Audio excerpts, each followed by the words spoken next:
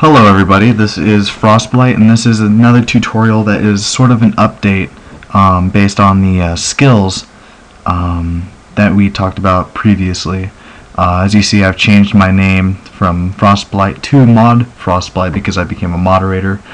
I changed my avatar, and I am using a sword and a shield, but I am still using frost magic as a kind of a hybrid build. A lot of fun. Anyways, the purpose of this video is to explain again in somewhat more detail how all the skills work. Under attributes, you have 3: dexterity, power, and vitality. Depending on how you want to build your character, you can use any of these, and it would really any combination works well, but the one I use obviously the most is 100 dexterity and 100 power, because dexterity affects my combat tactics, it affects my magic resistance, as well as my swordsmanship and frost dominance. Power affects how much damage I do using anatomy, and it affects how much I can, increases the percentage amount that I can block. And if you mouse over, let's get all that blue stuff out of there. There we go. If you mouse over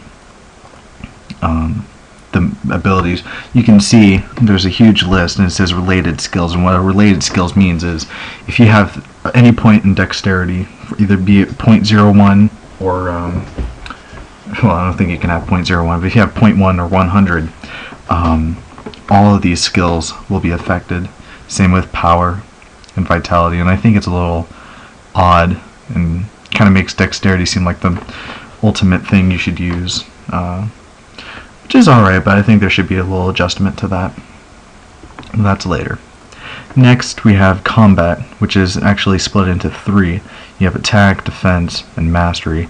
Mastery is pretty much your base of your power, you know, what you'd use. Holy wisdom, healing, dark knowledge, based strongly around doing damage over time, or DOTs.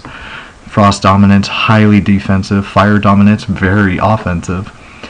Those are the magic trees. And then you have mace fighting, close combat, and swordsmanship.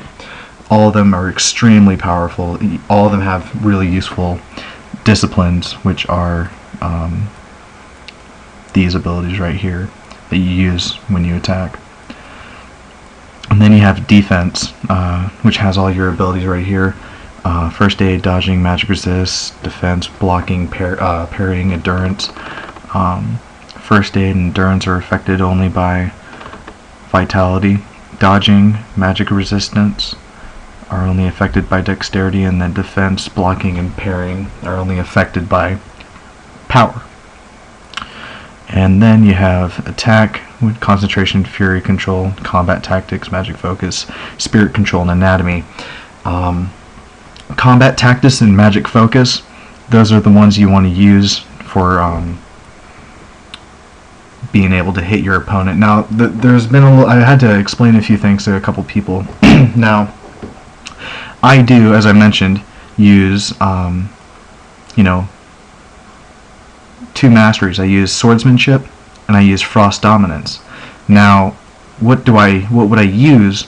Which skills would I train? Because, you know, combat tactics only affects melee weapons, and magic focus only affects magic. However, if you are using an imperial longsword like me, using a physical weapon, a melee weapon, you want combat tactics and anatomy.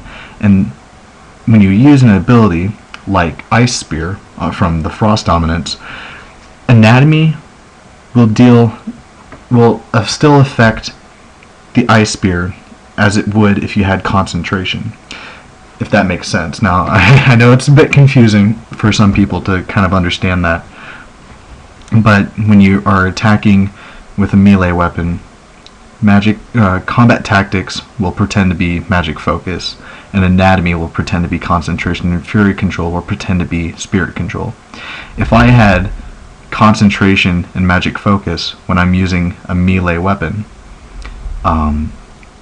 my hit percentage would be a lot lower, and the damage I would deal would be a lot lower as well.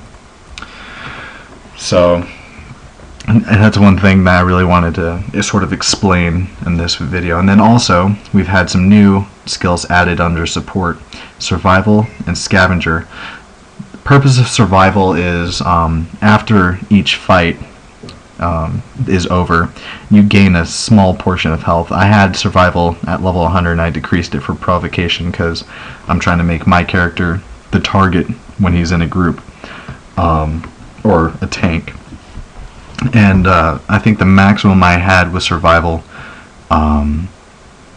was about 60 healing per turn, and then that was affected by dexterity. So if you don't have 100 dexterity and you have 100 survival, it might be 40 or 50.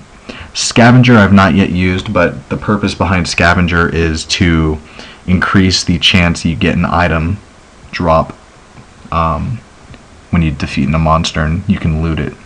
Provocation, as I said before, increases the aggro, makes you, like if you're, like for instance, since I have 92 and I'm in a group of four other players, the monster will immediately go for me, which is what I want because I am built, I have a lot of armor, I have a lot of defense, I can block my enemy's attacks. I am built, my character is made to be attacked. Silent Discipline, the exact opposite of provocation. When you're dealing a lot of damage but you do not want to be targeted, you want to have Silent Discipline because this is mainly meant for the DPS classes. My class is more of a tank, you know, built to sustain damage. DPSs, not really as much. And then Restoration increases how much you restore after each turn. So yeah, it's just a quick little update on the skills video that I had previously. I hope this helped shed some light on the matter of certain skills and using weapons in certain disciplines.